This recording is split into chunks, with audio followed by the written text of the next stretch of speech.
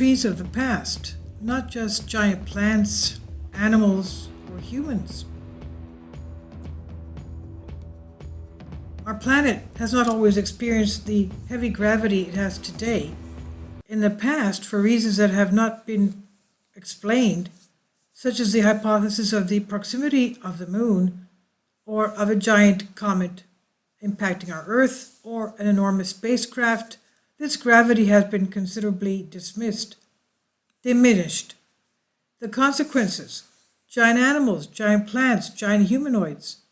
We've seen how periods of gigantism have repeatedly affected the fauna and flora of our planet, whose true past remains largely unknown. Dinosaurs, giant mammals, tree ferns, sequoias, many clues remain which should help scientists to drastically revise their positions on this issue of gigantism.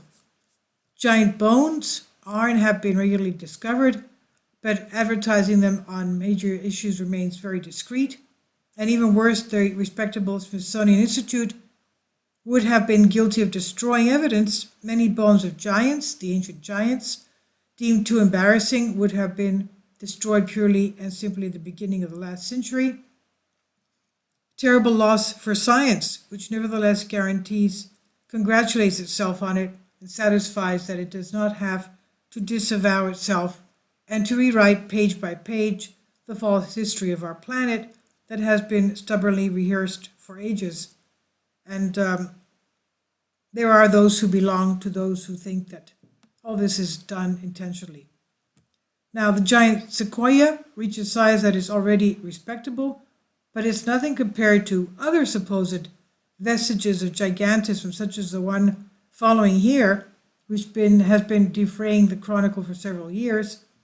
The Devil's Tower, aka the Tree of Life in Wyoming, does not seem to be a natural mess-up, but a gigantic tree whose wood has been petrified long ago.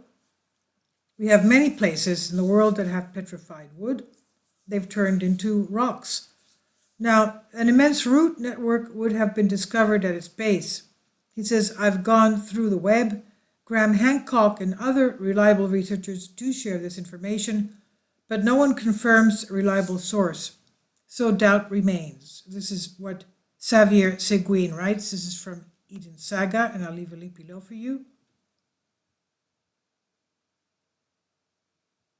If it's not a big fake, this is a real bomb that would make absolute all textbooks of history and prehistory, a revolution that goes in the direction of another history, the history that Eden Saga was saying.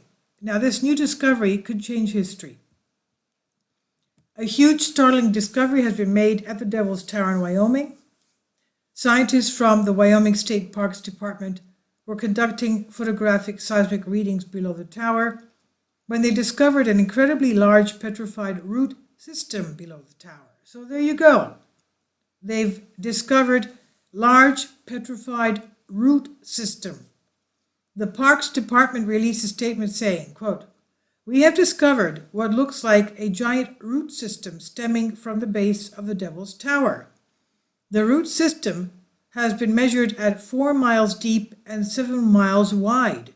We are currently conducting studies and tests to confirm that this is actually a root system and not a coincidence," end quote. This discovery is on the edge of rewriting history and science as we know it. We will continue to update you with any new information. At this time, information is very limited. And there's a source link here if you'd like to see it. 4 miles, such is the depth of the roots. 4 miles deep, 7 miles wide. Such could have been the height of a tree, which extended its vast antlers for 7 miles around. We are very little, so small and tiny with our ridiculous size, at our times of terrible decline, and with our pride and disproportionate as our littleness, our smallness. There are others around the world. In Venezuela, it is the Wahari Kuai or Tepui Autana, if its Spanish name Cerro Autana. Graham Russell describes it as follows. Is this a giant fossilized tree stump? Cerro Autana in Amazonas state, Venezuela. Cerro Autana plays the role of the tree of life in the oral history and lore of the Piaroa Indians which inhabit this region. For the Piaroa Indians, the original inhabitants of the area, the Autana, is a sacred mountain, Wahari Kwawai, in the Piaroan language. It is Kwai Mayoyo, the stump of the sacred tree of the fruits of the world. Piaroan mythology tells how, quote, the tree top went as high as the infinite, and its branches were full of fruits which fell and gave life to the Amazon, end quote.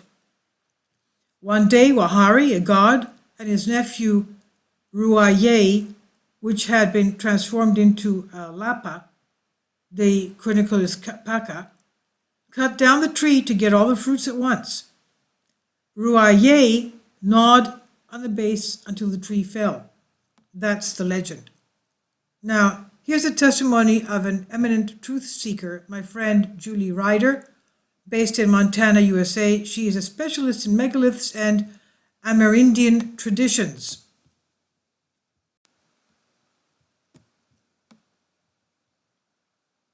The Tree of Life. Numbers of Amerindian legends call this Mesa volcano the Tree of Life. Do you remember the Gospel? Quote, there is a tree in paradise, a tree they call the Tree of Life. All my trails, Lord, soon be over, end quote. Actually, there was two wonderful trees in paradise. One was the Tree of Life, the other was the Tree of Knowing Good and Evil. The latter grew an apple that Eve crunched on. Once, since that day, mankind is kept out of the Garden of Eden. All right, he's being humorous here, of course. Sundance ceremonies have been done here for eons, as this is sacred land to many tribes, especially the Lakota Indians. Our last visit, we left tobacco offerings and cloth here. The Lakota call this Bear's Tipi. The power was so overwhelming that in 1875, Colonel Richard Irving Dodge named it Devil's Tower. No further comment is necessary. Bill and Julie Ryder near Bear's Tipi after 12 days of ceremony on the Navajo and 8 more in Cherokee land. The energy here is powerful, said Julie Ryder. Now, geologists do see in it a trunk of a fossil tree. For them, this mesa is made of phonolite, a volcanic stone. The phonolite is a volcanic magmatic rock with a fluidic microlithic structure. It's gray to greenish in color and is composed of feldspar and a scanty glass paste. The photolite is cut into slabs. This rock is characterized by clear sound when you hit a slab. It is the property that gave its name to the rock. Moreover, it transmits very well the sounds. Vaults constructed in phonolith of the room of the echo of the abbey of the Chase Dieu allowed confessing the lepers to 8 to 10 meters of distance. Controversial explanation. Anyway, for the curious, it is an amazing experience. A whisper is perfectly audible in the diametrically opposite angle. There is also the garnet phonolite, a rare stone find in the Marquesas archipelago in Brazil, in Ethiopia, and in the Massif Central. The phonolite slabs can be used as slate to cover the roofs of houses, especially in the Massif Central. The garnet phonolite is transformed into sculptures, notably in the island of Ouapo. In France, phonolite is also present in it constitutes the whole of the Mount Gerbier de Jean in Ardèche, which welcomes at its foot the 3 sources of the Loire. So one feels far from the huge strain all of a sudden. Geologists may be mistaken, after all. We are not going to abandon such a promising track just because the official science refuses it. Science always begins by refuting new theories. Quote, since the Neolithic period, the phonolite was used as a lithophone. Sub-Saharan cylindrical lithophones preserved in the Museum of the Man in Paris, France, are said to be the oldest known lithophones. These are 23 cylindrical monoliths of about 80 centimeters to 1 meter in height, the morphology of the analysis of which reveal the acoustic properties. On March 22, 2014, percussionists from the Orchestre National de France used them for a concert at the Jardin des Plantes in Paris. The name of this stone means sound stone. The wood sounds too. If the lithophone consists of sound stone blades, the balafon, a traditional African instrument, consists of hardwood sound blades. One can imagine that the fossilized wood may assume the appearance of phonolite, even if geologists protest. I mean, it's a dream, yes, but a dream of greatness. Such a benevolent dream must go on, and this planet has carried beings of disproportionate proportions. That is, giants. This is true. Moreover, access was their principal defect, and also their strength. Access their way of life, access their ideal. By the way, my initials are XS as well, he says, Xavier, Séguin. Now, it was before the arrival of Apollo, the ancient Greek god, during the interminable reign of Dionysus. This savage and gentle god, sometimes as violent as a storm, sometimes as patient as a stone, is also known by the name of Rama or Lama in Asia. The Romans worshipped him under the name of Mars. For the Egyptians, he was Horus, Ra. For the Atlanteans, he was Ramus of Hyperborea, that is in the Arctic, Upper Arctic. Persia, his name was Mithras. For Gaul, that is ancient France, he was Isis. And the Britons still revere him under the name of Saint Eve. Dionysus Rama and his like were not gods actually.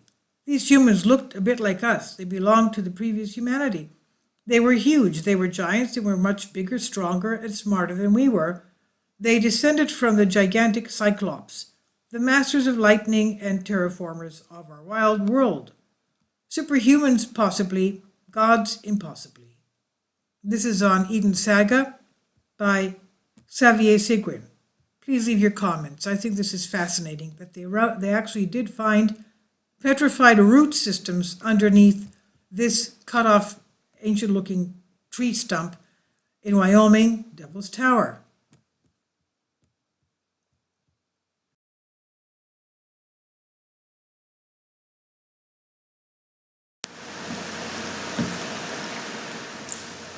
If you'd like to join me on my Patreon account, you will hear content not covered by mainstream media.